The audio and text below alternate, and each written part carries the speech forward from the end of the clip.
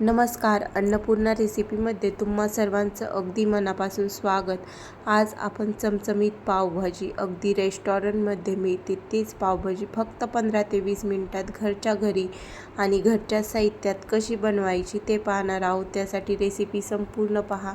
जर चॅनलवर नवीन असाल तर चॅनलला सबस्क्राईब करा. चला तर मग रेसिपीला सुरुवात करू. त्यासाठी 1 वाटी फ्लावर, 1 वाटी वाटाणा स्वच्छ धुवून घेतला, 3 बटाटे धुवून कुकरच्या डब्यामध्ये थोडंसं पाणी टाकून मांडून घेतले. दुसऱ्याच कुकरच्या डब्यामध्ये वाटाणा, फ्लावर आणि थोडंसं पाणी आणि थोडंसं मीठ टाकून घेतलं आणि कुकरमध्ये मांडून आपल्याला 2 शिट्ट्या होईपर्यंत हे शिजून द्यायचं आहे. कुकरच्या शिट्ट्या होतात तोपर्यंत आपल्याला पावभाजीसाठी लागणारे बाकीचे साहित्य काढून घ्यायचं आहे.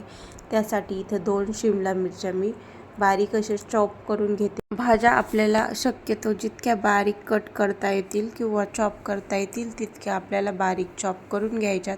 लगेच मोठाले 2 कांदे आणि 2 टोमॅटोसुद्धा चॉप करून घेतले मी.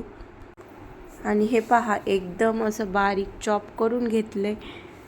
तोपर्यंत कुकर पण थंड झाला आहे तर मी भाज्या काढून घेतल्या आणि कढईमध्ये 2 चमचे तेल टाकून घेतलं आहे. तुम्ही तेल आणि बटरसुद्धा टाकू शकतात. 1 चमचा जिरे, बारीक चॉप केलेला कांदा, अद्रक लसूण पेस्ट, थोडंसं चिमूटभर मीठ टाकून हलकंसं परतून घ्यायचं आहे.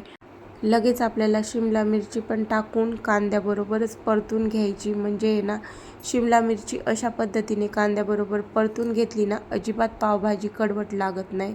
तोपर्यंत भाज्या थंड झाल्या. बटाट्याचे साल काढून त्याच भाज्यामध्ये टाकून छान असं मॅश करून घेतलं आणि तोपर्यंत शिमला मिरची, कांदासुद्धा छान असा परतला गेला आहे. लगेच अर्धा चमचा हळद, काश्मीरी लाल मिर्च पावडर, घरचा मसाला आणि पावभाजी मसाला टाकून छान परतून घेतलं. वरून थोडंसं बटर टाकलं.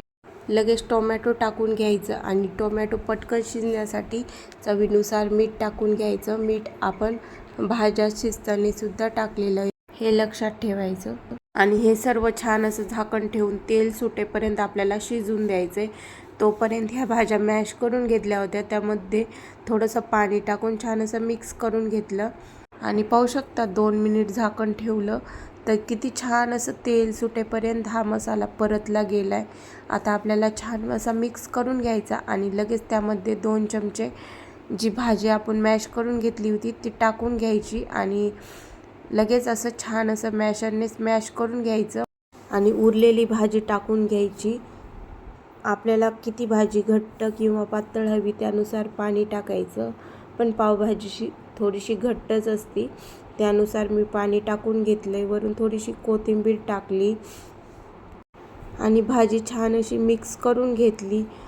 वरून थोडासा आहे ना आपल्याला पावभाजी मसाला टाकून घ्यायचा आहे. म्हणजे आहे ना, पावभाजीला रंग, टेस्ट खूप छान येते. आणि आपण मीठ तर अगोदरच भाज्या शिजताना पण टाकलं होतं आणि नंतर पण टाकलं होतं, त्यामुळे आता टाकायची गरज नाही. आणि 5-7 मिनिट आहे ना लो गॅसवरच पावभाजी छान अशी शिजून दिली. पाहू शकता पावभाजी मस्त अशी थिक झाली.